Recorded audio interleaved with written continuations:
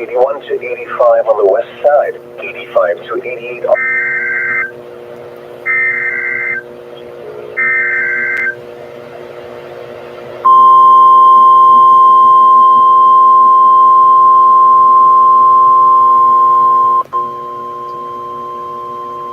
This is a weekly test of the emergency alert system from the National Weather Service Forecast Office in Las Vegas, Nevada.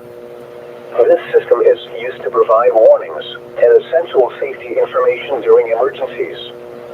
If this had been an actual emergency, you would receive official information, news, or instructions from the station. This concludes the weekly test of the Southern Nevada Emergency Alert System.